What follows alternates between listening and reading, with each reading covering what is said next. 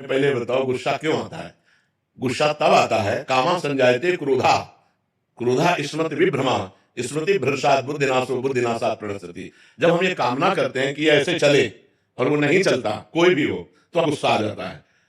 हमको ये सोचना है कि मुझे कैसे चलना है। जब मेरा बेटा गलत चल रहा हो तब मुझे कैसे चलना है, मेरी पत्नी जब प्रतिकूल चल रही तो मुझे कैसे चलना है।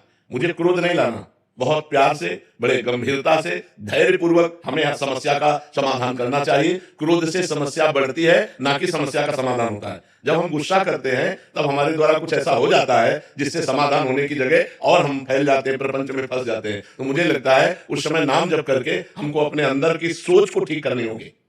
अगर हम अंदर की सोच को ठीक नहीं कर पाए तो जेल जितनी भरी है वो सब इसी में भरी है, काम में या क्रोध में या व्यभिचार में फंसा या हिंसा में फंसा, चोरी में फंसा, इसी में जेल भरी हुई। गुस्सा नहीं संभली, आगे कुछ गलत कर दिया, जेल भोगना पड़ेगा। तो हमें लगता है हम उस समय अपनी सोच को कंट्रोल कर सके, उसके लिए भगवान का भजन है।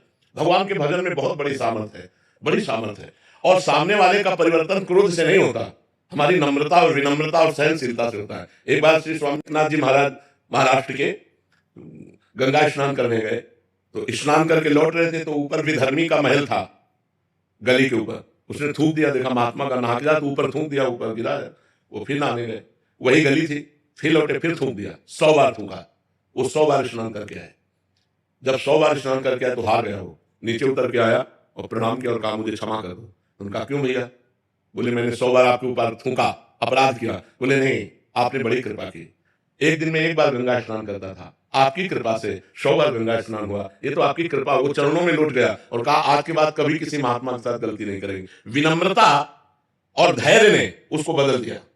अगर उसी समय गाली देते तो शायद और ठूकता और गुस्सा करता या और विपरीत चला जाता, लेकिन वो कुछ नहीं बोले तो उसका सुधार हो गया। विनम्रता और धैर्य से यदि हम अपनी सोच को कंट्रोल में रखें तो हम किसी का भी सुधार कर सकते हैं। गुस्सा से सुधार नहीं होता, गुस्सा से और हानि हो जाती है, सुधार की गुंजाइश नहीं। जैसे छोटे छोटे बालकों को आप बार बार प्रताड़ित करते रहे तो उनके अंदर आपके प्रति जो अश्रद्धा पैदा होगी, जब वो जवान होंगे तब वो आपका अनादर करेंगे कि ये बहुत दुष्ट हमारे साथ ऐसा ऐसा करता रहा। तो हमें लगता है बच्चों को प्यार से समझाने की कोशिश करें, दुलार से समझाने की कोशिश करें। ज्यादा क्रोध का प्रयोग ठीक नहीं है। हर जगह क्रोध का प्रयोग करने से हानि ही हो जाती है। क्रोध से आज तक किसी को लाभ नहीं प्राप्त हुआ है। ये विचार करके हम अपनी सोच को भगवान से जोड़ करके, भगवान के नाम से जोड़ करके पवित्र आचरण करें।